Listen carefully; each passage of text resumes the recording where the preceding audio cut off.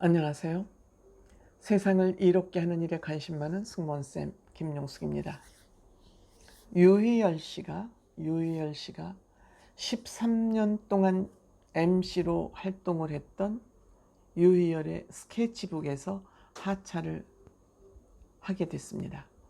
유희열 씨의 이름을 건 프로그램이 유희열 씨가 하차를 하니까 이 프로그램도 자연스럽게 종영을 하게 되는 것 같습니다.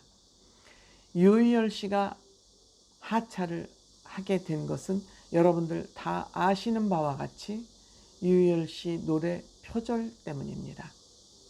유희열 씨 표절 문제가 사회적으로 확산이 되었을 때, 물론 일본의 그 원작자는 유희열 씨의 그 표절을 많이 표절을 했지만 나는 크게 문제를 삼지 않겠다라고 해서 법적 문제로 옮아붙진 않았지만, 유명인들이나 정치인들은 법적 문제 이전에 도덕적 문제가 더 중요하다고 저는 생각을 합니다. 많은 국민들도 아마 그렇게 생각을 할 것 같습니다. 그럼에도 불구하고 이 문제가 불거진 지 지금 몇 개월이 됐음에도 불구하고 유희열 씨가 하차를 하지 않자 많은 시청자들이 하차 요구가 빗발쳤던 것 같습니다.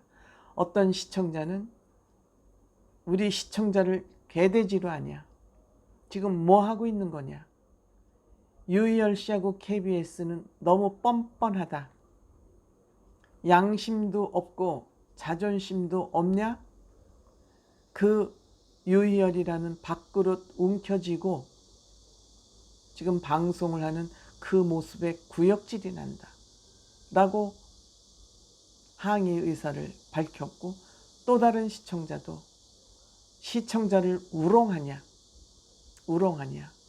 그리고 방청객이랍시고 그 방청객으로 나가서 박수치고 호응하면서 거기에 앉아있는 사람들이 더 웃긴다.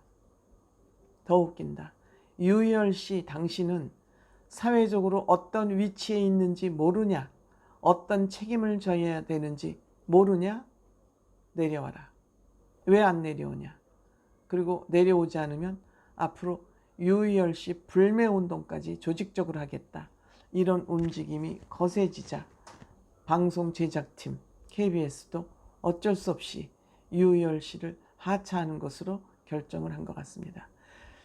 이 유희열 씨의 스케치북은 2009년부터 약 13년 동안 정말 롱런 프로그램이었죠. 물론 심야 시간에 방송이 되기 때문에 시청률이 그렇게 높진 않지만 이 유희열의 스케치북은 매니아층이 정말 콘크리트처럼 확실한 그러한 프로그램이었습니다.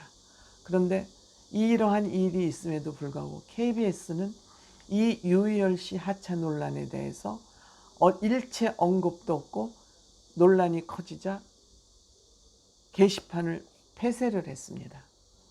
그리고 폐쇄를 했다가 다시 잠잠해지니까 다시 오픈을 했는데, 이 다시 오픈을 했음에도 불구하고 시청자들의 거센 항의가 빗발치자 결국 유희열 씨가 하차하는 것으로 결론이 났습니다. 이렇게 하차를 하면서 KBS도 그렇고 유희열 씨도 그렇고 뭐 입장문을 공식적으로 내기는 했습니다만 구차하죠. 뭐 이 방송을 끝까지 마무리하기 위해서 빠르게 하차를 못했다는데, 지금 와서 그런 얘기라는 건 구구한 거죠. 논란이 됐을 때 내가 언제까지 이 방송을 잘 마무리하고 언제까지 하차를 하겠다, 초기에 그런 입장문, 공식 입장문을 냈으면 시청자들에게 어느 정도 설득력이 있겠지만, 하차를 하고 난 다음에 시청자들의 여론에 떠밀려서 하차를 하고 난 다음에 그러한 공식 입장문을 내는 것 자체가 저는 구차하다고 생각합니다. 타이밍이죠. 그러니까 여론이 잠잠해지면 계속 가려고 그랬었다는 거 아닌가 하는 또 이런 의심까지 받게 되는 거죠. 저는 이 표절, 논문 표절, 노래 표절이 왜 심각하다고 생각이 되느냐, 저는 이 말을 조금 저속하게 표현을 하면, 돌직구로 표현하면 이거는 지식 재산을 도둑질하는 거다, 이렇게 평가하고 싶습니다. 우리가 물건을 훔치거나 돈을 훔치면은 바로 법적 제재가 들어와서 법적으로 벌을 받게 됩니다.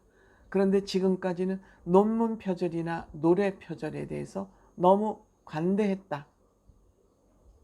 더 심각한, 돈보다 물건을 훔치는 것보다 더 심각한 문제를 사회적으로 너무 관대하게 바라봤다.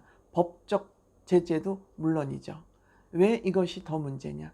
우리가 돈을 훔치거나 물건을 훔친 것은 그 돈이 갖는 한계, 그걸로 어떤 물건을 하나 구입을 하면 그 물건의 효능, 역할은 간단합니다. 단순합니다.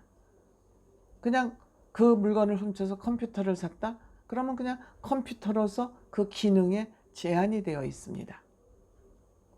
그런데 이 지적 소유권을 도둑질하는 것은 그 지적 소유권이 얼마나 더 많은 경제적으로 창출 효과가 있을지 모르는 일입니다.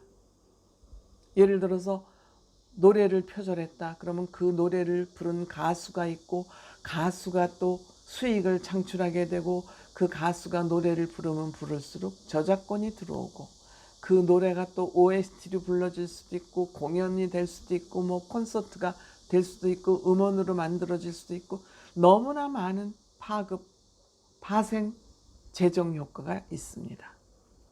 그렇지 않습니까? 논문도 마찬가지입니다.